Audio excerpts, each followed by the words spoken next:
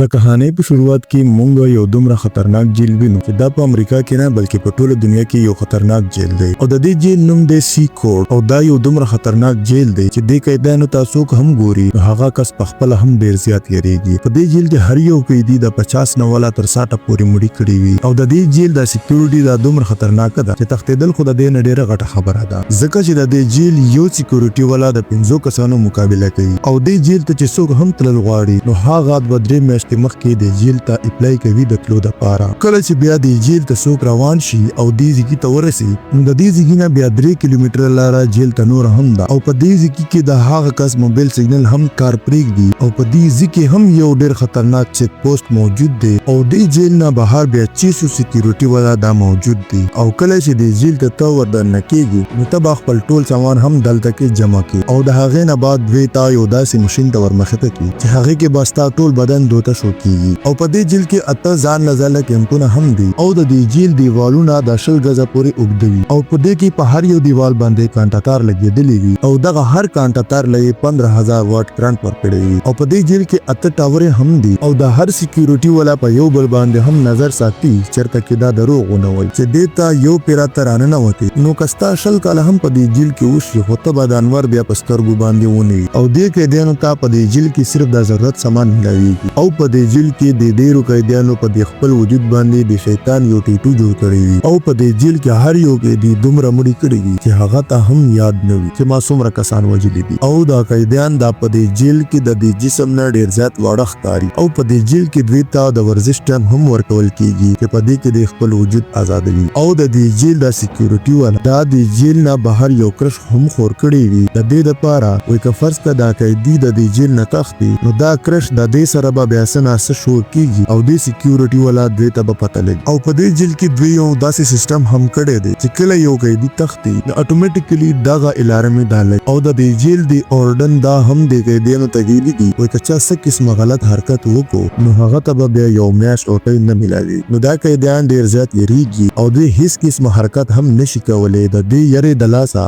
ولی که فرض کړه ته یو میاشت او ټایم ملاو نشو دوی بیا د لوګي د لاسه مري دا او دا قیدی دا بیا دوی یو خفیه ځګی تراولي ولی چې دا یو ډیره خطرناک کمره ده او دا دوی شپه ورځ بند کړی وي او په دې کې تیار هم او په دې جیل کې د ټولو نه یو خطرناک کدی دا یو کس وي چې دی وایي چې ما په یو لس کال کې دا کریمینل کار شروع کړی دی او ما به خلک قتلول او د هغې په سر به ما پیسې اغستل او بیا چې زه گرفتار شوم او دې جیل ته رالم نو زما یو زوی دی چې د هغه 15 کاله عمر چې زه کله د جیل ته راتلم او د هغه عمر اوس 21 سال دی او د دې غالبا 16 سال کېږي چې ما نه دی لیدل او هغه خپل زوی اوس ما ته ډیر زیات یادېږي وایي چې زه کله هم دې ځکه نه وځم نو زه به هغه خپل زوی له ډیره ښه زندګي جوړوم او د دې کس د جیل نه واته ډیر ناممکنه دي ځکه چې د 50-60 نه سیوا مړي کړي دي لیکن د دومره مړي کړي دي چې د ته هم یاد نه دي چې ما څومره کسان قتل کړي دي او دا جیل دا چې په کم ځای کې موجود دی نو د دې علاقې ټوټل آبادی دا 60 لاک ده او په دې کم آبادی کې یو ډیر خطرناک جیل هم موجود دی او په دې کم آبادی کې یو ډیر خطرناک جیل هم موجود دی او په دې کې چې دا سونه قیدیان دي دا د دې آبادی قیدیان دي ټوټل نو ملګرو دا وا زمونږ نه نه یو خبره غونډه کې کہانی چې تاسو ته مو بیان کړه او امید ساتم چې دا کہانی به هم تاسو خوښ شي